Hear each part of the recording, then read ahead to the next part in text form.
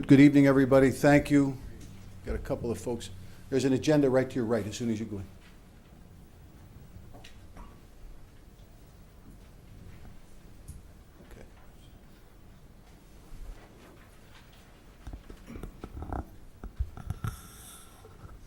Okay, good evening. I'm Paul Formica, First Selectman. I was at a Board of Selectmen meeting last week when some concerns from folks in the neighborhood of where the solar park is going on came forward to us. And so what we're trying to do is to get as much information, as much involvement, as much solutions, and as much awareness to the situation as we possibly can. We are taping this. This is going out live on Channel 22. We're going to give everybody an opportunity to ask questions, make comments. I've asked the team that is putting this together, the contracting team and the ownership team, to come out, give a short presentation on what they have here in front of us, and then as that relates to situations that you have you an opportunity to come up. If you come up and state your name and address here, we'll have that for the record. Ask as many. It's going to be kind of a free-flowing ideas conversation meeting. As long as we're respectful and move forward and know that at the end of the day we're looking to make things better and deal with what we are. So they put together a couple of maps. This is a process that began a few years ago to try to generate some interest in a solar generation plant. As it ended up, there were two main generation plants that ended up in the state of Connecticut, one here in East Lyme, another one in Somers. There's been some legislative discussions for the last couple of years on a variety of issues, principally property tax liabilities, et cetera. I believe all those are solved. This project, because of the nature of it, is taken away from our local zoning commission and moved to the siting council. That siting council was developed to kind of take the pressure off the local politics of it and look at this on its merits, and they have jurisdiction over this in many ways. They have jurisdiction in terms of the site plan, in terms of the size, in terms of the use of the property. And that's where the decision rendered on a lot of these site plan requirements came from. Now, the town still does have involvement, and I have with us today Gary Gaishel, who is our town planner.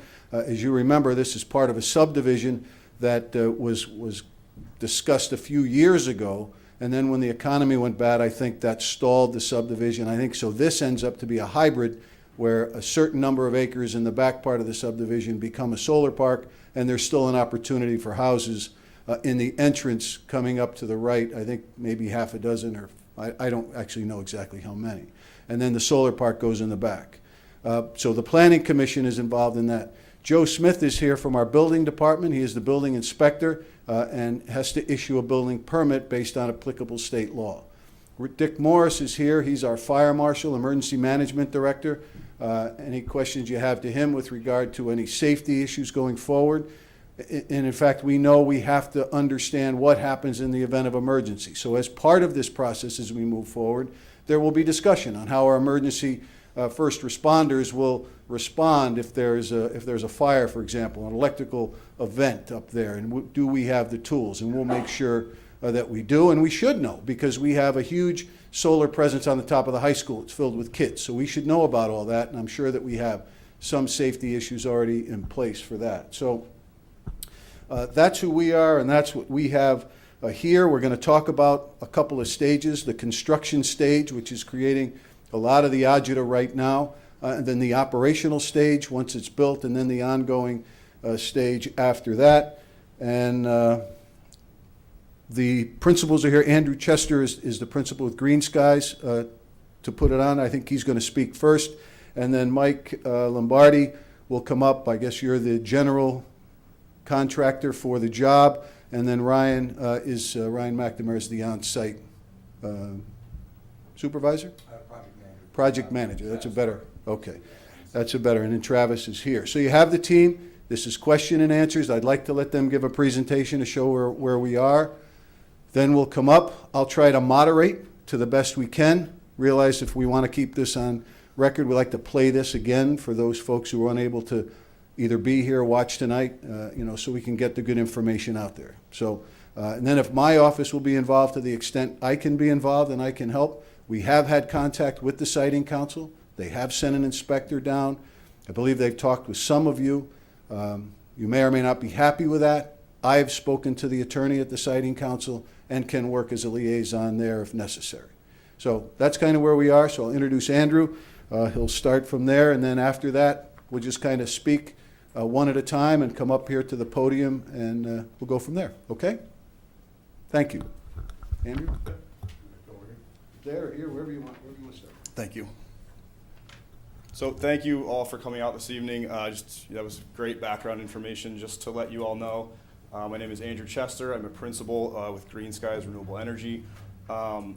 As a bit more background, this project is part of a 20-year purchase agreement with both United Illuminating and Connecticut Light and Power. As Selectman Formica also stated, it was one of 2 projects in the state that won. Summers is the other project by a completely different solar company and developer. We wanted to come out tonight to allow questions and answers and allow CenterPlan and the experts on the ground give a full description of what's currently been approved and what we are building on site. What I'd like to do is just also let you guys know we are very excited at Green Skies about this project. It is a very forward-thinking and progressive project in the state of Connecticut and should be looked at as a bright spot in our eyes and a sign of the future of energy development. Whereas it's clean, renewable solar power, it's silent, and it will be there for 20 years, producing a substantial amount of power here for the town of East Lyme. So I don't need to ramble on. I'd like to kind of get into the details of what is going on site. So I'd like to introduce Mike Lombardi, who is the president at CenterPlan Construction, and he will take it from there. Thank you, Andrew. Yes, I'm the president of CenterPlan Construction Company. We're based out of Middletown, Connecticut, and hired by Green Skies Renewable Energy to build their solar systems. In addition to projects like this one, we work all over the state of Connecticut, Massachusetts, and New Jersey. Our staff is trained. They're experienced in building these types of operations. And I wanted to take a minute to introduce briefly the staff that's involved. Maybe you could stand up, Travis, so everyone can see it. Travis Burton is our on-site superintendent. He is on the project all the time whenever work is going on. I know that'll probably become a little bit more important later on when we talk about some of your concerns, and Travis will be here to listen firsthand.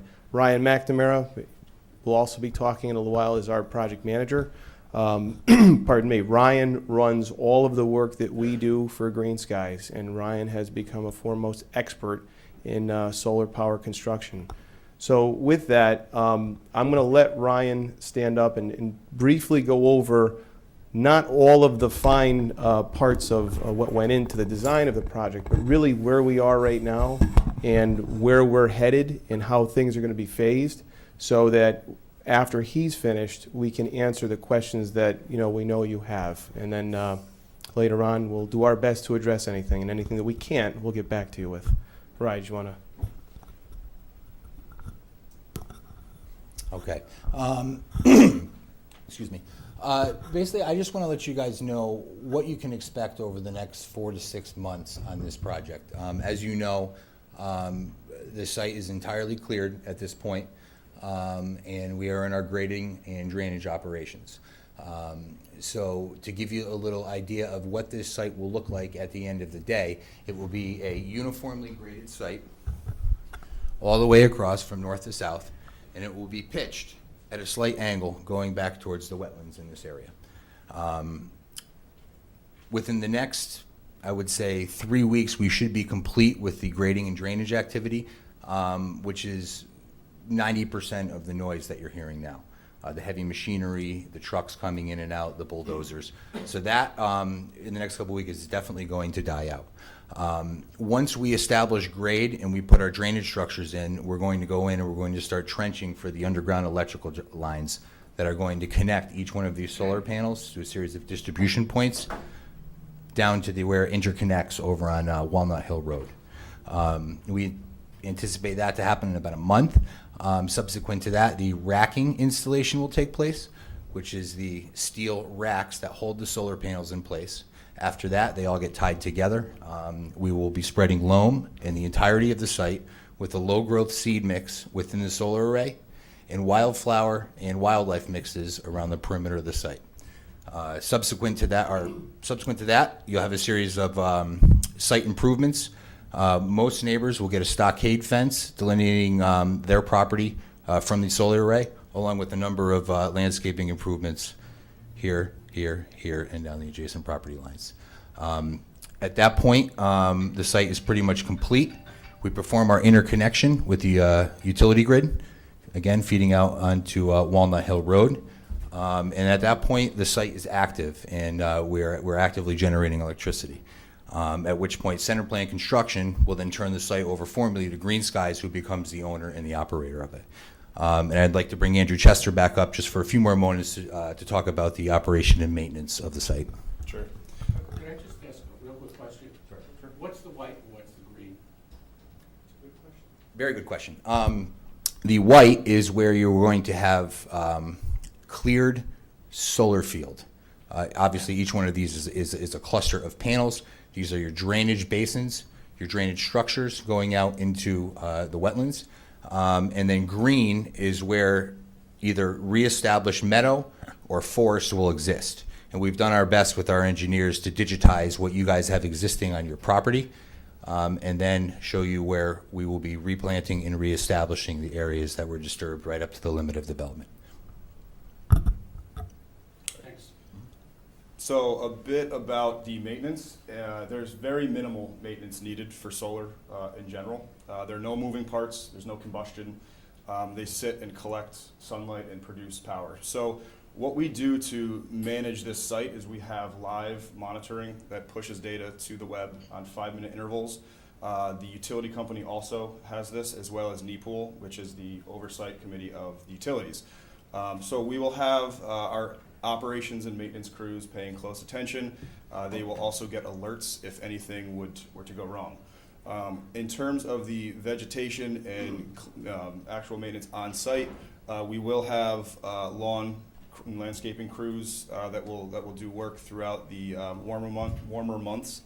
And in the wintertime, the snow will simply melt itself and slide off the panels, so there is little to nothing to do during the winter.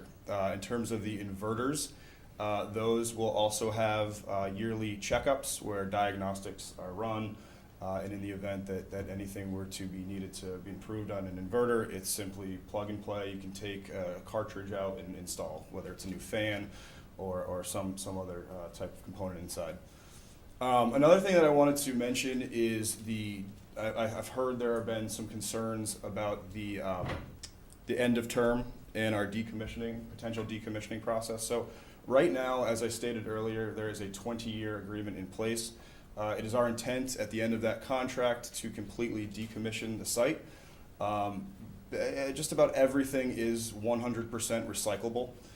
So it is our intent to completely uninstall and restore the property to its original natural state. Where we can recycle materials, we will. Solar panels are completely harmless and made up of 100% recyclable goods. It's glass, it's aluminum, and it's melted sand with wire conduits that run through it. So they can do one of two things. There is a residual value to them. They can be repurposed in other solar projects, whether it's a third world country or again somewhere in the state of Connecticut, or they can be broken down and recycled into new solar panels or something of the like. So that is our main intent. The other intent would be if we were to have the ability to renegotiate a contract with CLMP, I would assume they would have the right to purchase the power as it will still be intact and producing at a slightly degraded rate. But we do have the ability to renegotiate the contract and continue to sell power. So those are the basically the end of term options that we currently have. Yeah, so that's pretty much it, unless you had anything else to add on site. Well, I mean, I guess I'll ask the group if You want to see, get some comments from the group and then yeah, respond? maybe some comments to the group, but I'll also ask if anyone would like maybe a little more in-depth overview of how a solar system works. Why don't we get some comments in, and then we'll get some of that time. I know you wanted to start. You'll come up and make some comments, Okay. and then, we can kind of go through that as we see. You going to pass those out? I don't know. Well, yeah, that's kind of what I want to get into, but we can. Let's hear what we have to say, and then. Thank you. My name is Tom Wingardner. I live with my wife Barbara on the solar project, but we still get our mail at 95 Walnut Hill Road. Barbara and I have prepared the following statements. 10 years ago, we were looking for our current residents and being concerned about the properties surrounding the house. Oh, that's much better. We spoke with the town planner. She assured us that if there was any development in the area, it would be 4 to 5 acre lots. She also mentioned that some attempts had been made for the development of the Tinker House property and were abandoned due to the steep terrain. Buying the house, we have since spent many hours in this room trying to preserve the nature of the neighborhood and protecting our wetlands. This is my house right here. Right there. That's my border, that's my border, and that's my border. If the current owner decides to develop this land, I will only have my driveway to protect me from being completely surrounded.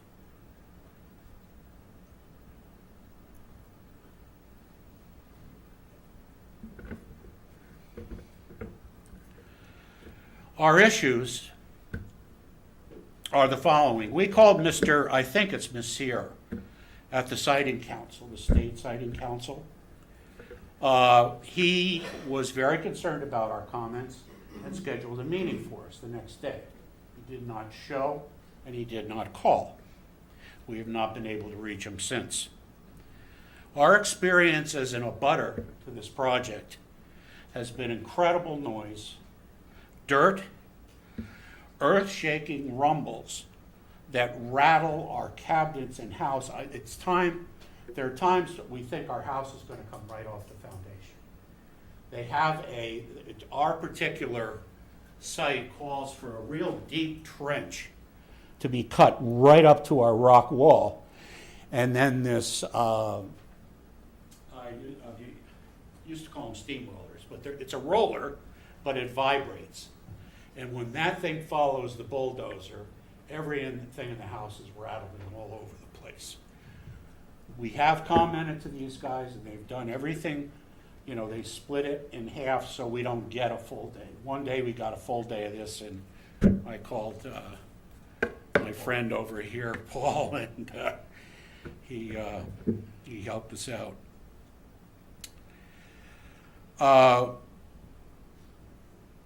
And we've been hit with a horrible invasion of moles. Every mole that was out in the field is now in our backyard. And we don't know what their intentions are. We've watched ancient stone walls obliterated and hundreds, if not thousands, of trees gone.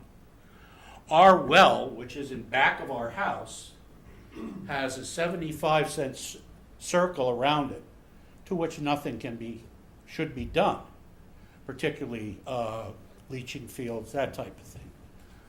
It goes out into the project and has been run over by the bulldozer and by the roller. And a piece of our water system was destroyed because it was full of sediment and backed the whole thing up. Once again, these guys have been very helpful in taking care of it.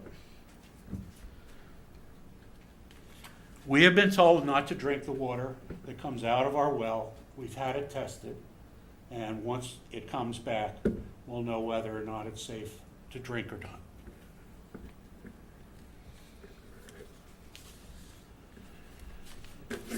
The petition to the Connecticut Siting Council is GRE 314. In this, there were 96 individual statements describing the project. I'd like to address a few of those statements. 42. 8 inverters would be installed throughout the solar field, mostly on the west end of the solar field. Bollards, B-O-L-L-A-R-D-S, would be installed to protect the inverters from vehicle collision. Later in number 81, it says the project would not generate any applicable noise during operation except for grass mowing once a year and low hum produced by each inverter. And guess where they're going to put an inverter? Right in your backyard? No, just there. We've asked, and it states that this group was asked to move the inverters to a central place in the field where it would not intrude on the abutters. Number 75, GRE would not use herbicides on site except to eliminate unwanted vegetation that might interfere with solar field operations. Herbicide applied by a licensed applicator. Regarding the use of herbicides, alleged Light Health District told us there should be no source of pollution within a 75-foot radius of our well, which extends into the project.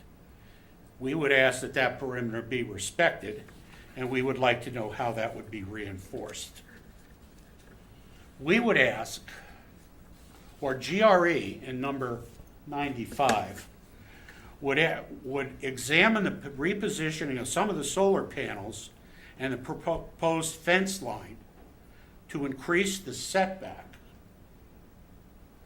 And the owner of this project does own land to the north of this project. I think the horse is out of the barn as far as I'm concerned. I don't think we've got a chance in hell of moving this or whatever. All we're asking for, and there are two other houses over here who are just as close, is to move this back and north somehow so it isn't right in our backyard. They have authorization to clear right up to our rock wall. But we have talked with them and we've agreed we're going to try and work something out. Leave the trees, put in some pine trees to block the view. I went on the internet today to ask.com, and those of you who have a pen or pencil might want to write this down. If you go to spgsolar.com, you'll see, I think, 30-some projects that have been done of the scope of this project. Out of all 30, there's one house near the projects. They're done on roofs. They're done on abandoned fields. There isn't any that was set in the middle of the neighborhood. And you might want to take a look at that. And, if it's on the internet, it has to be true. I couldn't find a lot, honestly. I looked all over, but that was all I could find.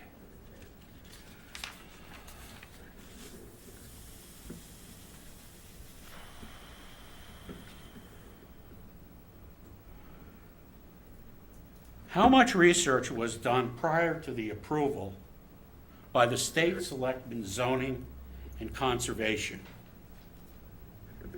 37 projects, I'm sorry. Here is a project where they're going to develop the driving range downtown, an area in back of the hardware store. Right next to it is a transfer station. Now they're going to run the power from this field all the way down through our trusty trees to the transfer station. And we know in the past how reliable those trees have been. And the comment is, well, we'll just have to trim more trees from the lines. Well, you haven't talked to the property owners yet about taking down all the trees in their front yard.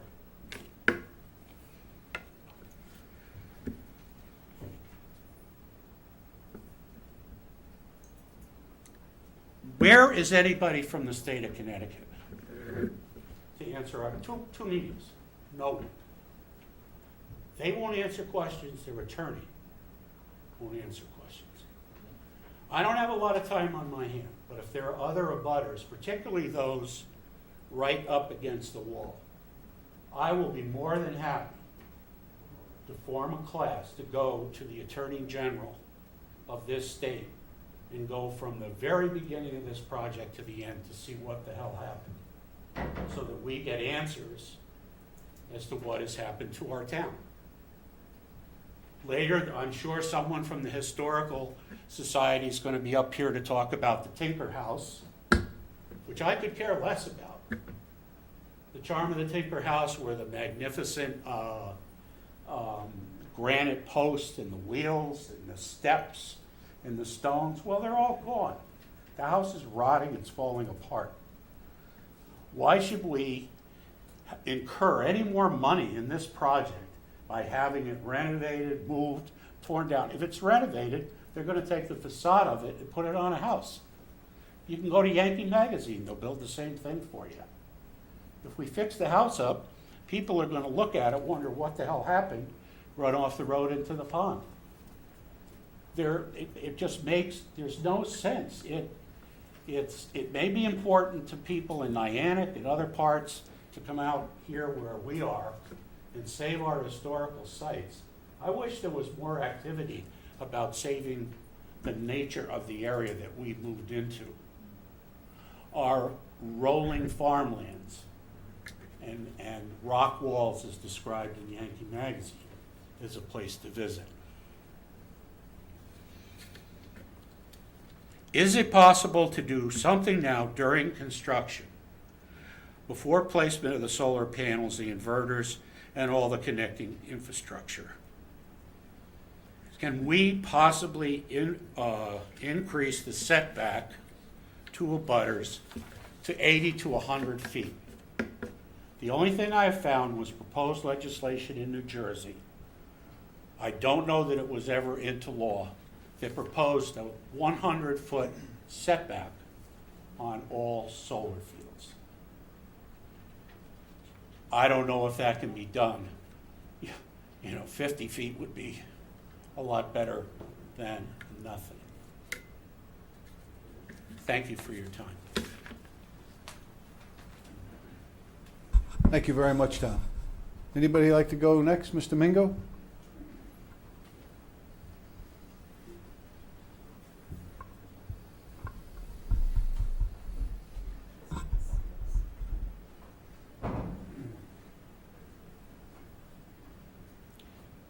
My name is Joe Mingo, and I'm president of the East Lyme Niantic Land Conservation Trust. Joe, you're so soft-spoken. If you can hold that up. Can you hear me now? Okay.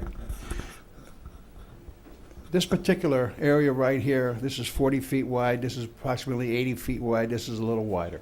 This whole area right here is land conservation property. They can't move the solar panel this way north because we own it. Okay? Our eventual, we're in the process of looking into creating, and the board hasn't agreed yet, a New England rabbit habitat, which is considered, they're trying to bring the New England cottontail rabbit out of the realm of becoming an endangered species. So there is money available from the federal government, the Farm Bureau, to shrub this, and our property goes way down here, and you can't see the rest of it.